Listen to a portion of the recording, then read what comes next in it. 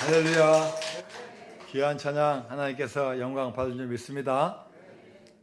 우리 옆에 분과 같이 한번 인사하겠습니다. 감사하면 더 큰 감사가 옵니다. 한 번 더 하면 활짝 웃으시면서 감사하면 더 큰 감사가 옵니다.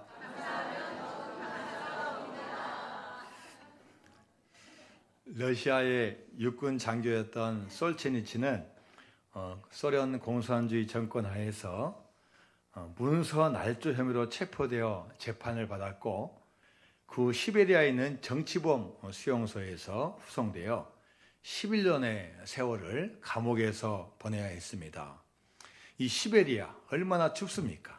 또 무려 11년 동안 감옥 생활, 고문으로 심각한 고통을 당하고 모든 참상을 지켜봐야 되는 어려운 상황이었습니다. 그런데 그 어려운 가운데 이분이 주님을 만났습니다. 예수님을 영접하게 되었습니다.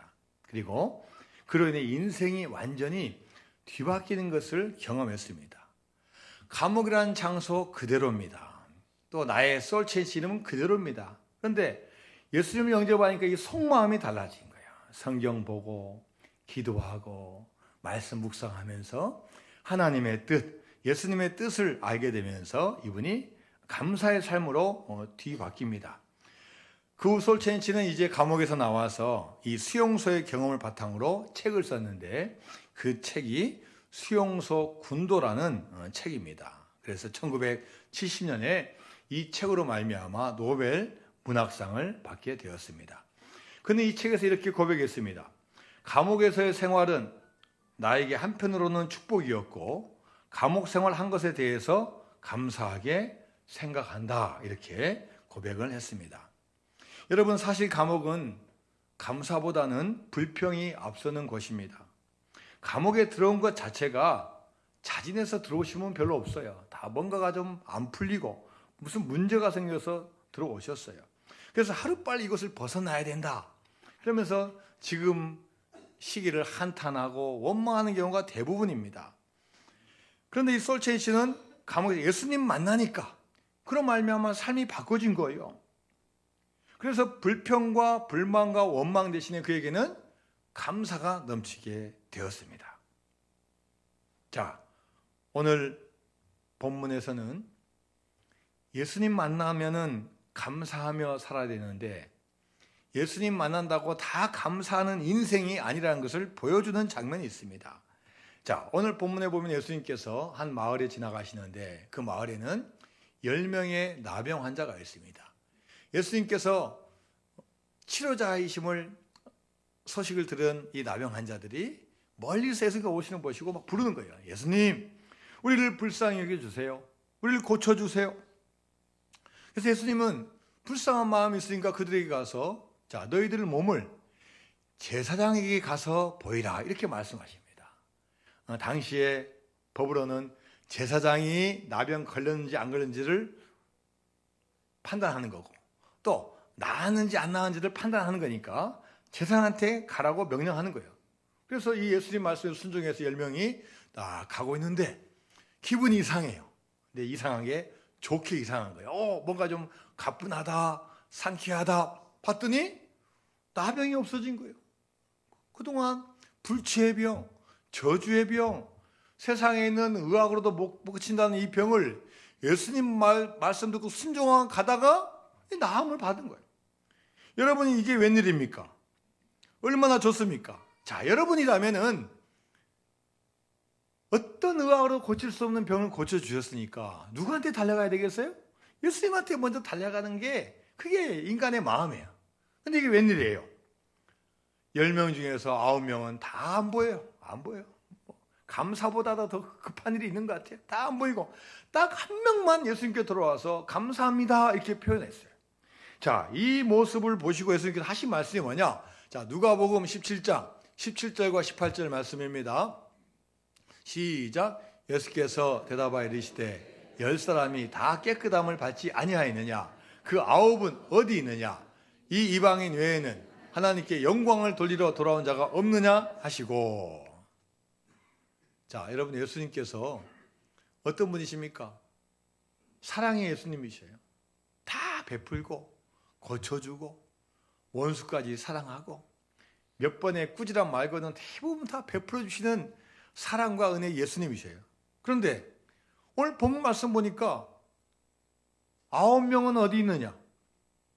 이 이방인 외에는 하나님께 영광을 돌리러 돌아온 자가 없느냐? 책망하시는 거예요.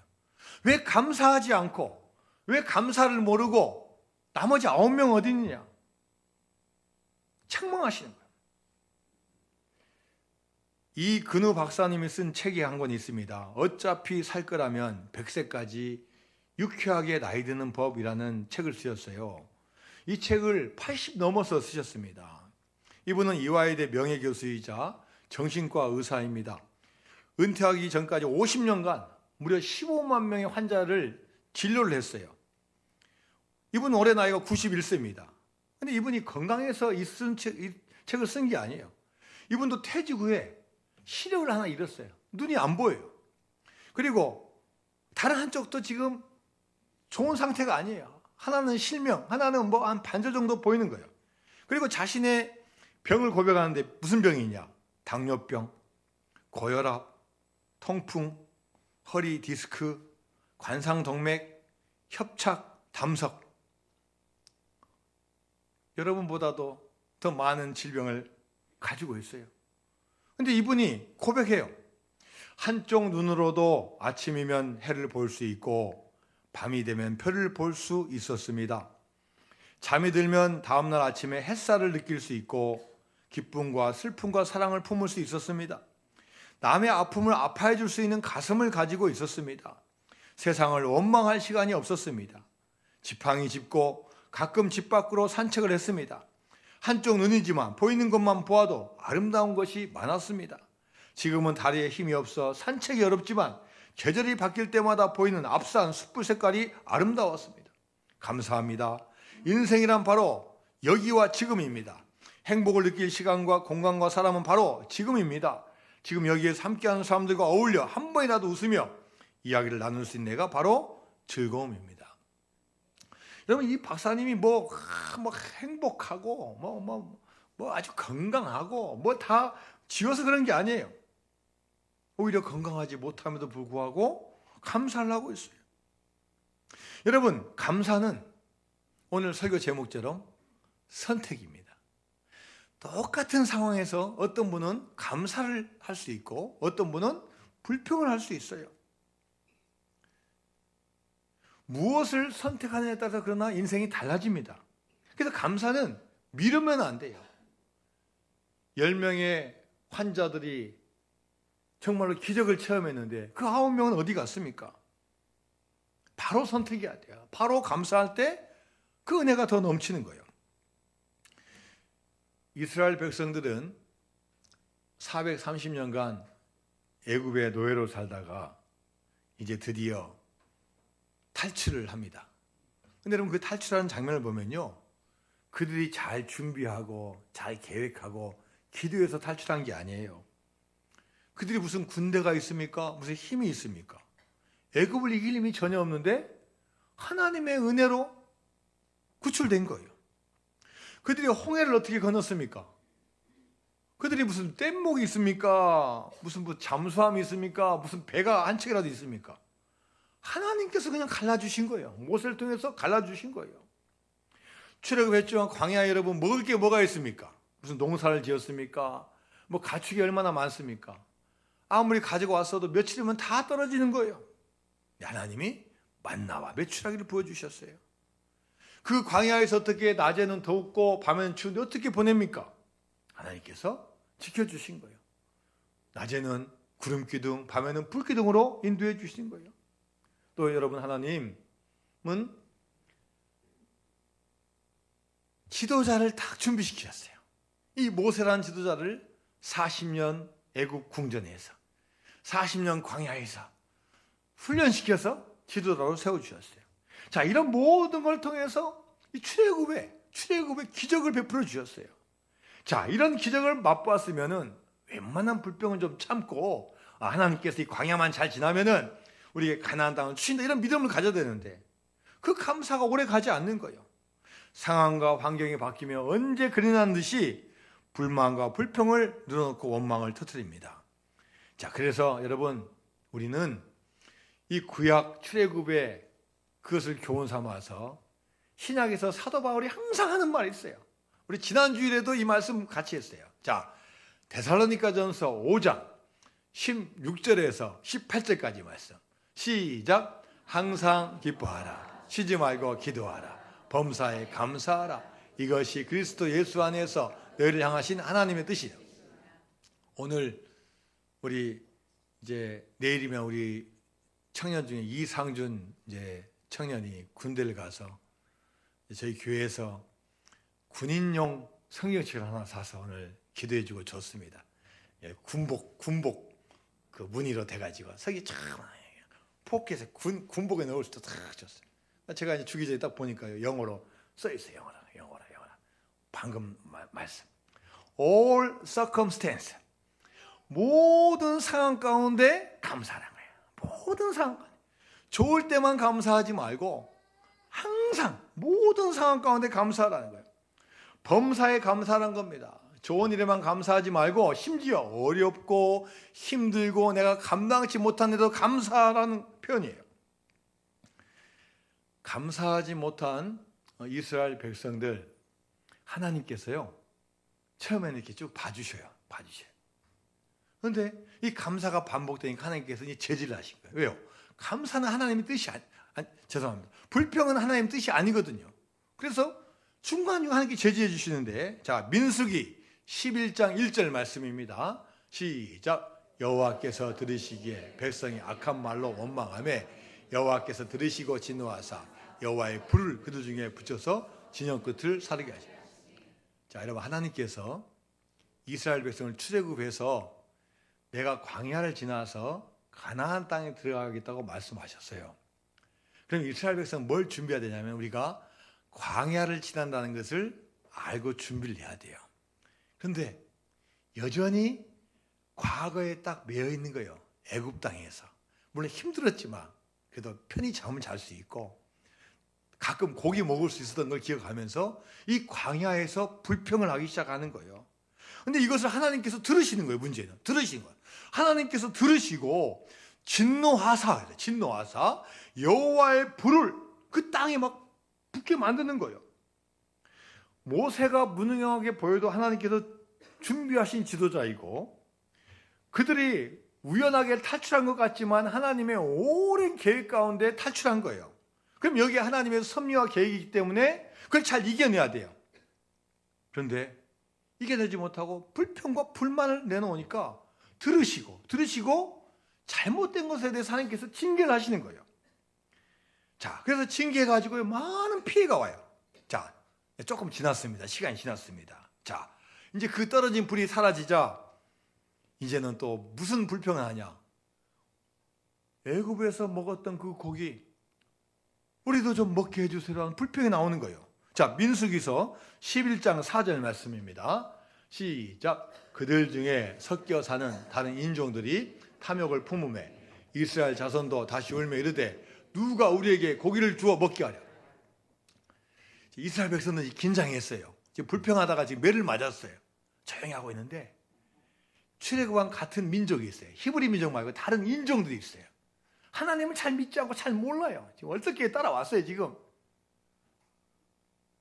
근데 딱 보니까 아이고 하나님도 잘 모르겠고 애굽보다 지금 더 힘든 거예요.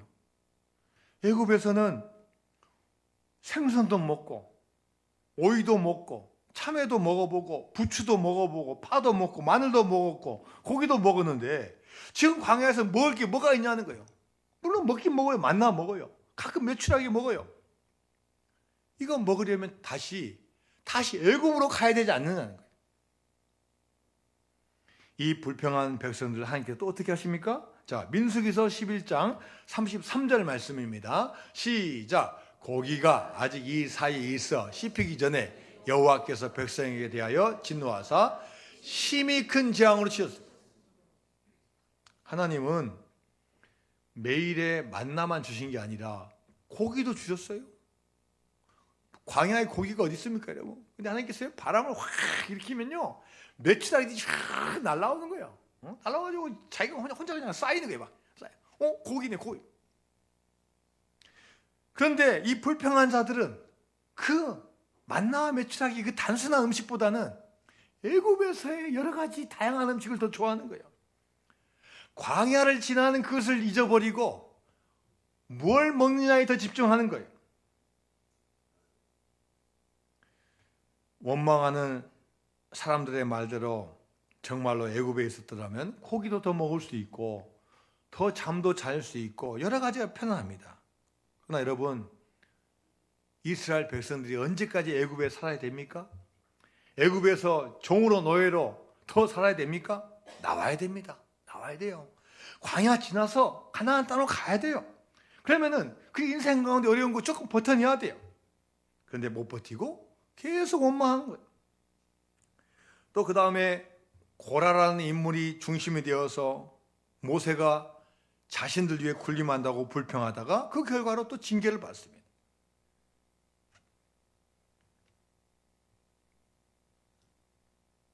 하나님께서는 불평하고 원망하는 그들에게 또 시간 지나서 불뱀을 통해서 심판하셔요. 자, 민수기서 21장 7절 말씀입니다. 시작. 백성이 모세에게 이르러 말하되 우리가 여호와와 당신을 향하여 원망함으로 범죄하였사오니 여호와께 기도하여 이 뱀들을 우리에게서 떠나게 하소서. 모세가 백성을 위하여 기도하며. 여러분, 이 말씀 잘 한번 보세요. 백성이 모세에게 뭐라고 말합니까? 우리가 여호와와 한번 다시 한번 띄워줘 보세요. 여호와와 당신에게 뭐 있다고요? 원망함으로 뭐에 싸우니? 범죄. 그러니까 여러분, 이 원망은요 그냥 한 번 하는 불평이 아니라는 거예요. 하나님이 보시기에 이 원망함은 뭐냐? 범죄라. 죄를 짓는 거예요. 죄를. 그냥 불평 불만하고 한 번 지나가는 넋두리가 아니라 이 원망이 계속되면 이게 뭐냐면 이게 죄가 된다는 거예요. 그래서 하나님께서는 이 불평한 자들의 결론이 뭐냐? 하나님은 어떤 계획을 갖고 계셨냐? 출애굽시켜서 홍해를 건너고 이 광야를 빨리 지나서 어디로 들어가야 돼요? 가나안 땅 들어가도록 계획을 해놓으셨어. 믿음을 가지고 가면은 일주일이면 가는 거리예요. 일주일이면 가는 거리예요.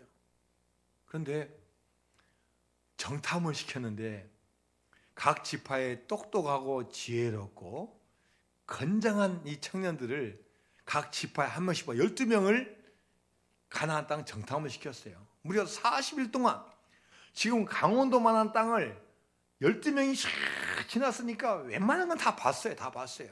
자, 그래서 나온 보고가 뭐냐? 믿음을 가졌으면은 정말로 대단합니다. 우리가 생각보다 상당히 셉니다. 그러나 하나님께서 가나안 땅을 주시기로 약속했기 때문에 우리가 가면 됩니다. 이렇게 보고를 해야 되는데 이렇게 보고하시는 분은 2분밖에 없어요. 나머지 10명은 뭐냐? 안 됩니다. 안 됩니다. 그들의 뼈는 메뚜기에 불과합니다. 그래서 하나님 주신 믿음을 포기하고 주저앉는 거예요. 그래서 하나님께서 너희들 정탐 40일간 했지 하루에 곱하기 1년 해서 40년 동안 너희들 그렇게 원망하고 믿음의 말 하지 않는 그것 때문에 너희들 광야에서 있어야 된다. 그러니까 결국은 여호수아 갈렙 두 사람 빼놓고는 20세 이상의 사람 중에서 가나안 땅에 들어간 사람은 한 명도 없는 결과가 나왔습니다. 여러분, 하나님은 우리가 하는 모든 불평 불만을 들으시고 불평한 자를 어디로 보내시냐면요, 광야로 내모셔요. 광야로 내모셔요. 짧게 가라 할 광야를 오랫동안 걷게 하셔요. 그래서 여러분, 불평하는 거 아무나 할 수 있다고 생각하기 쉬운데 하나님의 말씀과 생각을 생각하면 불평하는 거 가능하면 안 해야 돼요. 그래서 오히려 불평보다는 하나님께서 원하시는 계획, 그 섭리 안에 우리가 포함되는 역사가 임해야 될 줄로 믿습니다. 근데 여러분, 이게요 어려운 일이에요. 저도 젊은 시절에 불평불만을 많이 한 적이 있어요. 많이 한 적이 있어요. 왜 이렇게 사업이 안 될까? 왜 이렇게 내 마음대로 안 될까? 가정도 마찬가지고 일도 마찬가지고 여러 가지 마찬가지예요. 자, 여러분, 그리고 불평과 불만을 우리가 들어보면요, 근거가 없는 게 아니에요. 오히려요, 잘 생각해보면 감사하는 이유보다도 더 근거가 있어요. 교회에서 자꾸 범사에 감사하는데 이게 쉬워요, 어려워요? 이게 쉬운 일이 아니거든요. 항상 기도하라는 이거 쉬운 거 아니거든요. 나쁜 일 생기고 어려운 일 생기는데 감사하기 쉬운 일이 아니에요. 사실 근거가 별로 없어. 어떻게 보면은 뭐가 더 근거가 있냐? 안 좋은 일 있으면 불평하는 거, 이거 확실한 근거가 있어요. 이유가 있기 때문에. 그래서 12명 파견했는데 10명이 부정적으로 보고 있다는 그 이유가 분명히 있어요. 가보니까 정말 힘이 세거든요. 힘이 세요. 이거 잘못 건드렸다면 큰일 나거든요. 이유가 있어요. 그런데 아무리 근거도 있고 합리적이어도 하나님께서 우리에게 말씀하신 것은 하나님의 뜻 안에 있는 거예요. 그래서 우리가 잘 근거가 없고 합리적이지 않다 하더라도 그 길을 갈 때 하나님께서 우리를 도와주시고 능력을 허락하여 주실 줄로 믿습니다. 불평은 감사보다 영향력이 더 큽니다. 방금 말씀드린 것처럼 근거가 있어요. 불평할 근거가 있어요. 영향력이 더 커요. 금방 퍼져나가요. 그런데 문제는 뭡니까? 불평하는 개인과 불평하는 공동체는요, 살아나기 힘들어요. 번성할 수가 없어요. 그래서 우리는 인생의 고난을 만나면은 불평하지 말고 하나님의 뜻과 하나님의 계획을 붙잡아야 될 줄로 믿습니다. 고난을 통해서 우리는 하나님께 가까이 갈 수 있습니다. 고난이 내게 복이라. 요셉은 수많은 고난과 아픔 속에서도 불평함으로 죄를 범하지 않았습니다. 어려운 가운데서 열심히 일을 했어요. 충성했어요.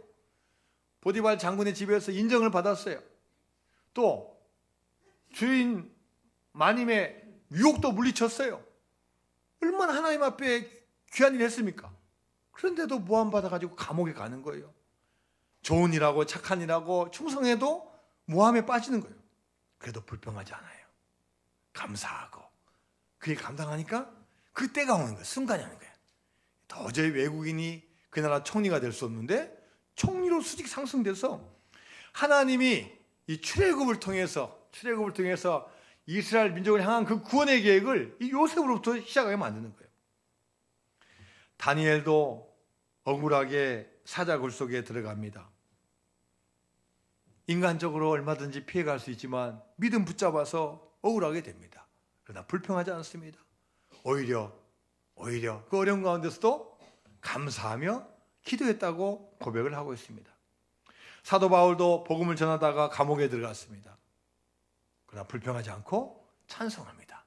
바울과 실라가 기도하고 찬송하며 옥에서 찬송 소리가 들려오는 역사가 임합니다.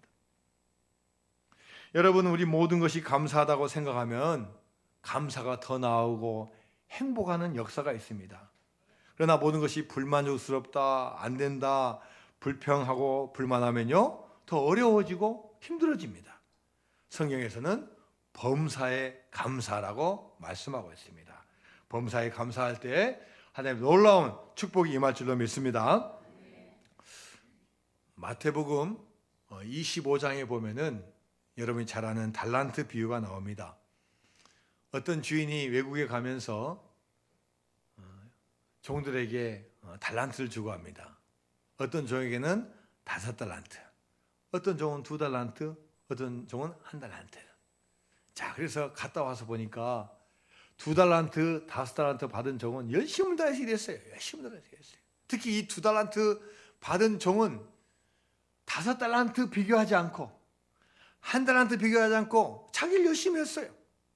근데 이 1달란트 받은 사람은요, 비교하는 거예요.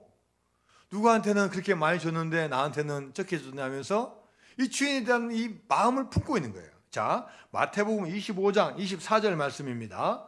시작. 1달란트 받았던 자는 와서 이르되 주인이여, 당신은 굳은 사람이라 심은 데서 거두고 해치지 않는 데서 모은 줄을 내가 알았어. 자, 한 달란트 받았던 자는요, 주인을 못 믿는 거예요. 당신은 굳은 사람이라 왜 나한테는 한 달란트만 줬습니까? 이렇게 불평하는 거예요. 자, 여러분, 이런 불평은요, 절대 그 상황을 좋게 만들 수 없습니다. 불평하니까요, 나 자신에게 화가 나는 거예요. 주인 믿지 못하는 거예요. 늘 하는 거는 불평만 하는 거예요. 그 한 달란트가 얼마나 큰 돈이에요. 지금으로 하면 10몇 억이라는 큰 돈이에요. 그런데 그거 놔두고 주인 믿지 못하고 자기가 그냥 할 일 없이 노는 거예요. 돌아온 주인이 이 한 달란트 가진 자가 있는 것을 빼앗아 버리고 오히려 열심히 일한 자에게 주는 거예요. 자, 마태복음 25장 29절 말씀입니다. 시작. 무릇 있는 자는 받아 풍족하게 되고 없는 자는 그 있는 것까지 빼앗겨. 오히려 열심히 일하고 땀 흘리고 하나님 믿고 나간 자에게는 더 줘요. 근데 왜 나한테 이것만 줬습니까? 불평하면요, 그것까지도 빼앗아요. 이 말씀 여러분 감사해 한번 적용해 해보십시오. 그 마음에 감사하는 마음이 있으면 그 감사로 말미암아 풍족하게 되고, 감사함이 없는 자는 그 감사한 것까지 빼앗기리라.